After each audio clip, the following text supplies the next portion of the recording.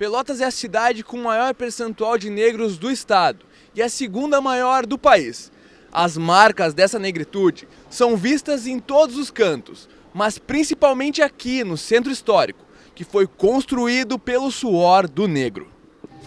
Criada em 2003, a Semana da Consciência Negra visa a discussão de temas como racismo, a inserção do negro na sociedade brasileira e políticas públicas que atendam à comunidade afro.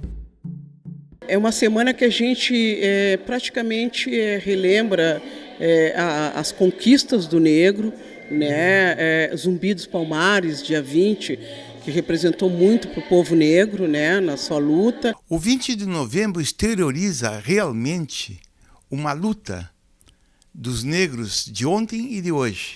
E nesse momento é o momento de nós fazermos então atividades, fazer reflexões a respeito da importância dessa etnia na construção social e econômica dessa cidade. Em 13 de maio de 1888, com a assinatura da Lei Áurea, os negros conseguem uma liberdade que até hoje é contestada. O Brasil foi o último país que formalizou a libertação formal, ou seja, a Lei Áurea, em 1888. Num dia acabou-se com a escravidão, mas em consequência os negros foram atirados à marginalidade. A gente passa a desconstruir um pouco esse mito da Princesa Isabel como a salvadora da negritude lá do 13 de maio e passa a reivindicar um dos principais personagens da história do Brasil, que é Zumbi dos Palmares. Um dos maiores problemas é pelo fato do racismo muitas vezes ser tratado com normalidade e praticado de uma forma sutil pelos agressores. O racismo hoje ele existe, e existe bem pesado. O que acontece hoje que a gente vê esse racismo velado? Hoje a gente consegue enxergar numa rede social, nos ambientes, alguns ambientes onde a gente se coloca. No Brasil a gente tem um racismo que ele é muito inteligente, feito de uma maneira muito inteligente, porque ele é um racismo que parece meio abstrato, assim, né? Se tu perguntares na rua agora, passar as pessoas perguntar se alguém aqui é racista, todo mundo vai te dizer que não.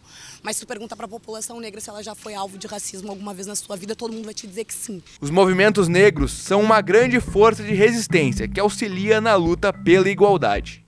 Uma das coisas mais importantes que aconteceu neste país foi a organização dos movimentos negros, né? Que deram uma visibilidade para o problema do racismo neste país. Tem, enfim, um panorama de avanços, de bastante avanço. A gente teve uma marcha das mulheres negras que reuniu milhares de mulheres em Brasília, né, marchando pelo bem viver. Mas, por outro lado, a gente ainda precisa, né, avançar muito mais. A educação é apontada como a melhor forma de combater o racismo e se faz cada vez mais necessária a discussão desse tema.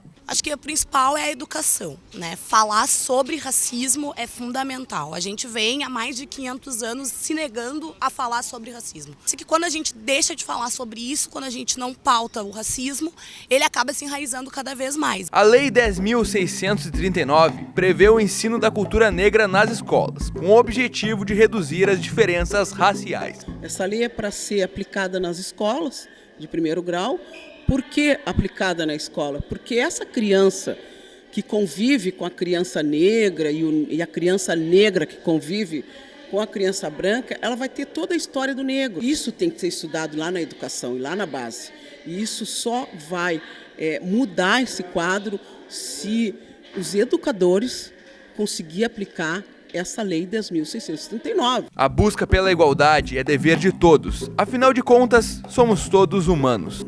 O problema do racismo não é um problema de branco, não é um problema de preto, não é um problema de advogado, de jornalista, de operário, enfim. É um problema da cidadania, razão pela qual nós devemos, nós cidadãos de bem, nós devemos nos unir para combater essa chaga do racismo, que não é um problema brasileiro, mas é um problema mundial.